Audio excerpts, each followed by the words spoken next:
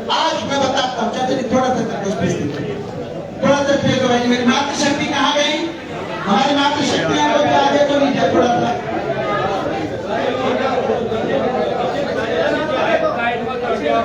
थोड़ा सा स्पेस दीजिए महिलाओं को, मातृशक्ति को।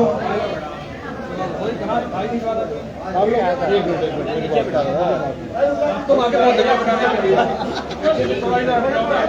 हो गया, अब आप लोग सुनिए।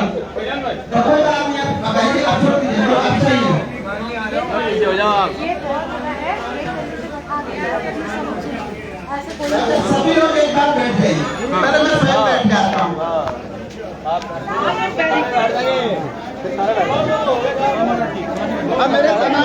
मेरे कार्यकर्ताओं से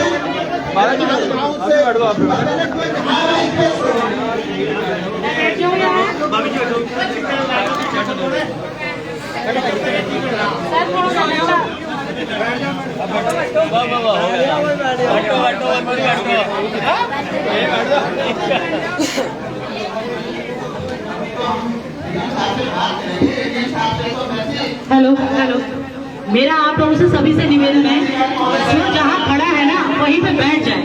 अगर आप लोग बैठेंगे नहीं, जहाँ हम लोग सब लोग क्यों इकट्ठे हुए हैं, इस बात को आप समझेंगे नहीं तो कैसे पता चलेगा आप लोगों को। इसलिए मेरा हाथ जोड़ के आप लोगों से निवेदन है, सब लोग बैठ जाए, बच्चे, बूढ़े, जवान, भाभी, चाची, सब।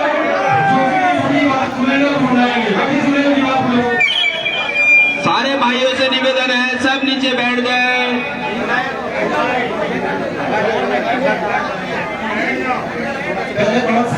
शांति व्यवस्था बनाए, बिल्कुल शांति बनाए रखिए। ये बताइए, हम भारत माँ के सपूत हैं। मैं स्वयं आप लोगों को अनुशासन बताता हूँ, क्योंकि हमारा रास्ता और मंजिल बहुत आसान है लेकिन मुश्किल है।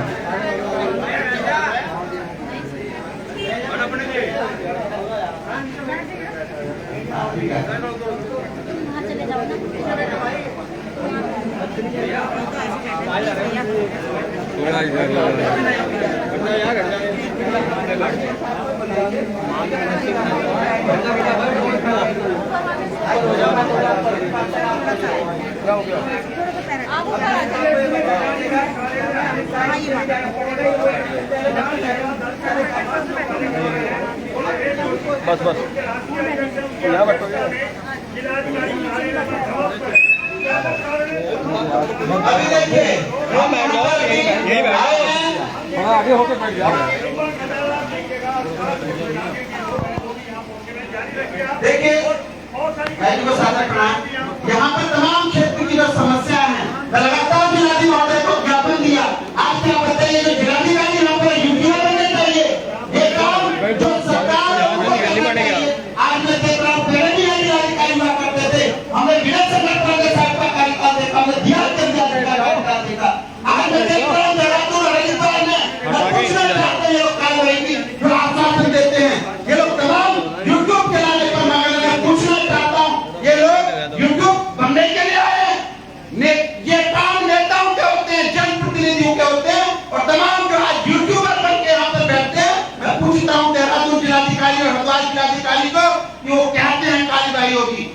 मैं देहरादून जिलाधिकारी अपनी सीनियर कहते वहां पर कार्रवाई करेगी, और परसों में देख रहा था कि अस्पतालों में फिर डॉक्टर उपलब्ध नहीं है। क्या कार्रवाई करी उन्होंने?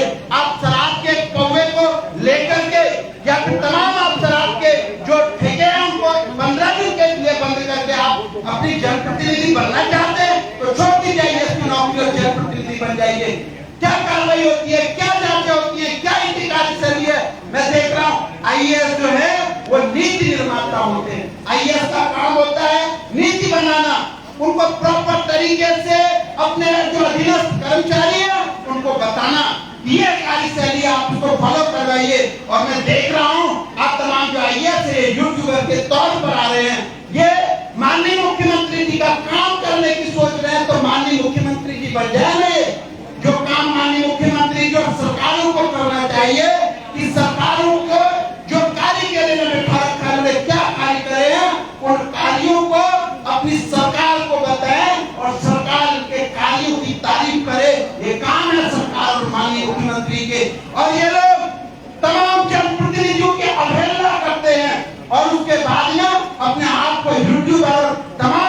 मीडिया के कर्मियों की जो साठगांठ के तहत चुनाव की तैयारी कर रहे हैं। पहले भी देखिए एक जिलाधिकारी यहाँ पर चुनाव की बात करने आए थे, एक सचिव को भी मैंने देखा चुनाव की बात करने आए। आज जो तमाम अधिकारी रिटायर हो रहे हैं वो चुनाव के लिए आए, तो जाने दीजिए, ले लीजिए बिहार।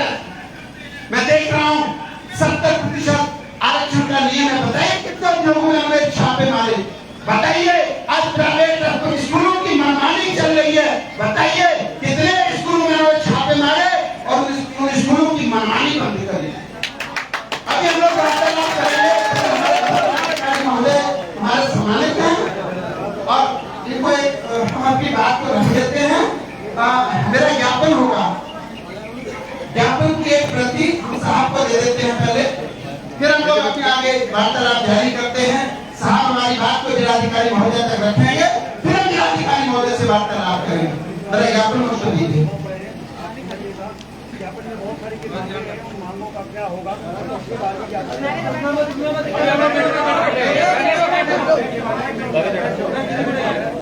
हम जिलाधिकारी महोदय को बनाएंगे और मिलेंगे।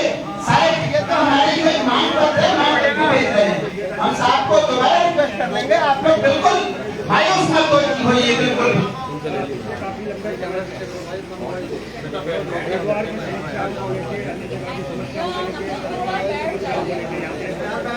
अगर आप लोग थोड़ा स्पेस देंगे, हम लोग तो यहाँ बेहोश हो जाएंगे, आप लोग थोड़ा स्पेस दीजिए ना। सभी लोग बैठ जाए नीचे, भाई तो बैठ जाए, बैठ जाओ भाई, बैठ जाए, स्पेस दे दें, बैठ जाओ, बैठ जाओ। कोई कार्रवाई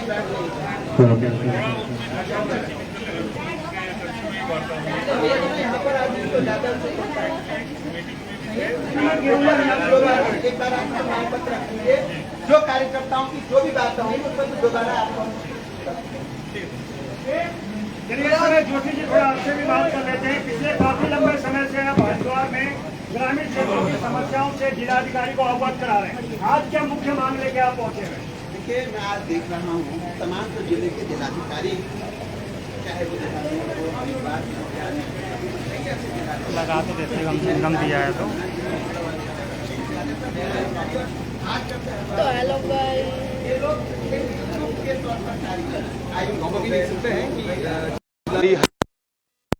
के बाहर सेवा दल के जो तमाम कार्यकर्ता हैं उनके साथ जो प्रदेश अध्यक्ष हैं वो पहुंचे हुए हैं और तमाम कुछ मांगे हैं जिसको लेकर इन्होंने आज जिलाधिकारी कार्यालय में ये कूच किया है। और अभी भले ही जिलाधिकारी साहब बाहर तो नहीं आए हैं, पर अभी क्या चीजें रही, देहरादून जो जिलाधिकारी हैं उनका भी घेराव जोशी जी ने किया था, उसके बाद अब हरिद्वार जो डीएम है उनके पास पहुंचे हैं। तो क्या चीजें रही हैं, क्या मुख्य मांगे हैं, उसको लेकर आज यहाँ पहुंचे हुए हैं। मैं देख रहा हूँ कि आप एक शराब की दुकान को 15 दिन के लिए बंद कर देते हैं। आप लोग मध्यम वर्गीय परिवार का जो व्यक्ति है वो इन जिलाधिकारियों से आशा करता है कि स्कूलों की फीस की मनमानी को रोका जाए। जो प्राइवेट स्कूल हैं, सरकारी जो स्कूल है उनमें अच्छी पढ़ाई, हमारे घिल्डिया साहब डीएम हुआ करते थे, उनकी और उनकी पत्नी ने हमारे उत्तराखंड के बच्चों को फ्री ऑफ कॉस्ट पढ़ाने का काम करा और अपने बच्चों को सरकारी स्कूलों में पढ़ाए। आज जिलाधिकारियों ने कभी उन स्कूलों में नहीं गए कि वहाँ पर क्या चल रहा है, क्या प्राइवेट स्कूलों की मनमानी है। अस्पतालों को मैं आज एक अखबार में पढ़ रहा था कि इन्होंने कल ये मसूरी गए, मसूरी जाने के लिए इन्होंने यातायात की बात इतनी बड़ी छपवा दी। आप बताइए आपके पास उसकी क्या कार्यशैली है? आपने क्या कोई जमीन पार्किंग के लिए अलॉट करी? आपने अपने वहां जाने से पहले अपने अधीनस्थों से सारी जानकारियां हासिल करनी थी, उसका प्रॉपर एक डायग्राम बनाना था, एक उसकी मैपिंग करनी थी। उसके बाद आप जाते वहां यातायात की व्यवस्था देखते और आप एक आईएएस हैं, आप ये कहते कि भाई यहाँ पर पार्किंग की समस्या है, पार्किंग की वजह से यातायात बढ़ रहा है, इसलिए यहाँ पर पार्किंग की ये जगह अलॉट की जाती है। भाई जो काम यातायात व्यवस्था है वो तो हमारे एसएसपी देहरादून साहब बहुत अच्छा कर रहे। बताइए जितना उनके अधिकार क्षेत्र में है, या हरिद्वार एसएसपी साहब बता दीजिएगा जितना इनके अधिकार क्षेत्र में कहाँ पर ट्रैफिक जाम हो रहा है। और अगर जाम हो रहा है तो कभी रैली हो, 30 त्योहार, जिसके लिए हमारे डीजीपी साहब ने पहले ही बता दिया था कि अब जो है स्कूलों के आसपास कोई रैली नहीं होगी। आप क्या मानक बना सकते हैं? आप ये कहते हैं कार्रवाई होगी, कार्रवाई और जांचें उत्तराखंड सरकार और उत्तराखंड शासन और इन अधिकारियों ने जो कर रखा है कि जांचें कार्रवाई, आज तक बता दीजिए कितनी कार्रवाई हुई? आज तक आप बता दीजिए आपने क्या कार्यशैली करी, आपके द्वारा क्या नीतियां हैं। आप तमाम जो बाहरी प्रदेशों से ये अधिकारी आ गए हैं, ये इस प्रदेश को निचोड़ने के लिए, इस प्रदेश के युवाओं का शोषण करने के लिए, यहाँ की सारी संपत्ति को हड़प करके अपने अन्य प्रदेशों में ले जाने की चाहते हैं। विजिलेंस जो है, जो विजिलेंस है, वो इनको पाक साफ क्लीन चिट कर देती है। मैंने अनिल यादव की कई सारी संपत्ति का विजिलेंस में दिया, क्लीन चिट कर दी, निधि यादव को क्लीन चिट दे दी, और दोबारा उन संपत्ति को मैं दिखा रहा हूं। चलिए ये हरिद्वार पहुंचे हैं, क्या कारण है? मुख्य यहाँ की क्या मांग है? आपने देहरादून की डीएम की बात की, डीएम हरिद्वार को लेकर क्या मुख्य मांग है? आप जा रहे हैं, बस अड्डे पे जा रहे हैं, आप 10 से 5 का अनिवार्य कर दे रहे हैं, आप तमाम छापे मार रहे हैं, लेकिन आप कार्य क्या कर रहे हैं? आपके पास क्या नीतियां हैं? आप देखिए तमाम यहाँ पर इतने उद्योग हैं, बगल में पूरा सिडकुल है, यहाँ आपका कार्यालय। बताइए, आपने एक शहद फैक्ट्री मंगलौर में थी, उस शहद फैक्ट्री में लगातार शिकायतें गई, आज तक आपने कोई कमेटी गठित नहीं करी। यहाँ इतना पॉल्यूशन बढ़ रहा है, सारी फैक्ट्रियों का गंदा पानी हमारी गंगा जी में बह रहा है। माँ गंगा, गीता, गायत्री, गौ के नाम से भाजपा ने सरकार बनाई। बताइए आपने क्या रोकथाम करी? आपके पास क्या नीतियां हैं? आप जो तमाम उद्योगपति हैं, इनकी सरकारें हैं। आज मैं जिलाधिकारी महोदय की कार्यशैली पर उनसे पूछने आऊंगा। आज तमाम जो जिलाधिकारी हैं वो ज्ञापन बैठ के ले रहे हैं। इनको बताया जाना चाहिए कि जब जनप्रतिनिधि आते हैं तो उनको लेने जाना पड़ता है, उनको छोड़ने जाना पड़ता है, ये बताया जाता है, और ये ज्ञापन बैठ के लेते हैं। ये जिलाधिकारी हैं। इन तमाम चीजों पर मैं भी वार्तालाप करूंगा। मैं बताऊंगा कि ज्ञापन कैसे लिए जाते हैं, तमाम क्षेत्र की समस्याएं कैसे दूर की जाती हैं, क्षेत्र की समस्याओं का निदान कैसे किया जाता है, उद्योगों के लिए आपके पास क्या नीति है, युवाओं के लिए आपके पास क्या नीति है। हरिद्वार जनपद हमारी तपोभूमि है, देवभूमि है, इसके लिए आपके पास क्या नीति है? केवल आप शराब की जो दुकानें हैं वो सरकारी जगहों में खुल रही हैं, आप मौन हैं। आप एक तरफ से अतिक्रमण हटाने की बात कर रहे हैं, ऊपर से रोशनाबाद आपके बगल में सरकारी जो ठेका है वो सरकारी भूमि पर खुला हुआ है। तो इन तमाम बिंदुओं पर अभी मैं वार्तालाप करूंगा जिलाधिकारी। डीएम साहब तो नहीं पहुंचे, अध्यक्ष अधिकारी उनके पहुंचे थे, क्या कुछ है अभी, क्या बोला गया आपको? जी, डीएम साहब ऊपर बैठे हैं, वार्तालाप के लिए बुला रहे थे। हमने कहा नहीं, हम अभी वार्तालाप करेंगे, पहले हम अपने कार्यकर्ताओं को भी अवगत कराएं, हमारे तमाम कार्यकर्ताओं के जो रुके हुए काम है उनको भी लेके जाएंगे, और फिर बात करेंगे जिलाधिकारी महोदय से। तो महाराज जी थोड़ा सा आप भी आगे आ जाइएगा, क्या कहेंगे? क्योंकि गौ गीता की बात कर रहे हैं, गायत्री की बात कर रहे हैं जोशी जी, क्या लगता है हरिद्वार में ये होना चाहिए। रमेश भाई से अभी मेरे 5-7 दिन पहले अपने प्रोग्राम में बात हुई थी। मैंने कहा गंगा जी के लिए बात हुई थी। हमने कहा जब अभी जो पर्व आता है, अधिकतर लोग अभी नहाने आते हैं क्योंकि अभी मौसम भी अच्छा होता है, तो अभी गंगा को बंद किया जाता है क्योंकि गंगा मैया अभी दिवाली के बाद भी सफाई हो सकती है। सफाई तो गंगा जी की दिवाली के बाद भी हो सकती है क्योंकि हमारी गंगा मैया है। कोई भी वहां से आता है, अपने भक्तगण आते हैं, वो हमसे यही सवाल करते हैं, महाराज जी क्या ये गंगा जी की सफाई दिवाली के बाद नहीं हो सकती? क्योंकि माँ की सफाई करनी है, इतने दिन से तो हो नहीं रही। अभी क्या है, पूर्णिमा आई, पूर्णिमा का स्नान करने लोग आते हैं तो उनको अच्छा नहीं लगता क्योंकि बहुत दूर दूर से लोग आते हैं। हमारे तो सबसे पहले गंगा मैया को इसको रोकना चाहिए। दिवाली के बाद ऐसे जो अपने पर्व हैं, पर्व में इस गंगा मैया को बंद नहीं करना चाहिए, इसकी सफाई बाद में करनी चाहिए। रमेश भाई जी से हमारी इस बात हो रही थी, रमेश भाई जी कह रहे थे ये करना चाहिए। हमने गंगा सभा के वालों से भी बात की थी रमेश भाई जी इसके लिए कि हमने कहा भाई इस पर रोक लगाओ क्योंकि कोई भी हमारे बाहर से आता है तो उसके लिए गंगा मैया पे स्नान के लिए जल नहीं होता। दूसरा, गौ माता, जितने भी हमारे हरिद्वार में गौ माता है, बड़े बड़े रेस्क्यू सेंटर खोल रखे हैं लोगों ने, गौशाला खोल रखी है। गौ माता हमारी जगह जगह पर पड़ी है, ना हमारी उसमें बजरंग दल वाले कुछ कर रहे हैं। आप गौ लेके जा रहे हो तो 4 आदमी आपको पकड़ने वाले पहले आ जा रहे, ना हमारी गौ मैया के लिए कोई सुरक्षा हो रही है। हमने अभी गौशाले के लिए अपना एक बनाया है जसवंतपुर पुली में, हम गौ सेवा के लिए हमने रेस्क्यू टीम खोली है। कोई भी पशु जानवर हमारा इंजर्ड होता है तो उसको हम वहाँ सही करने के लिए डॉक्टरों की टीम बनाई, सब कुछ किया। हमारे समाज के सब स्वराज सेना के रमेश भाई ने हमसे कहा कि महाराज आप इस कार्य को करो, हम आपके साथ खड़े हैं। और धर्म सनातन के लिए, संस्कृति के लिए, अभी रमेश भाई ने कहा शहर में इतना कार्य हो रहा है, ना हमारे डीएम साहब देख रहे हैं, ना कोई देख रहा है सनातन के लिए क्या हो रहा है, कोई किसी का कोई मतलब नहीं है।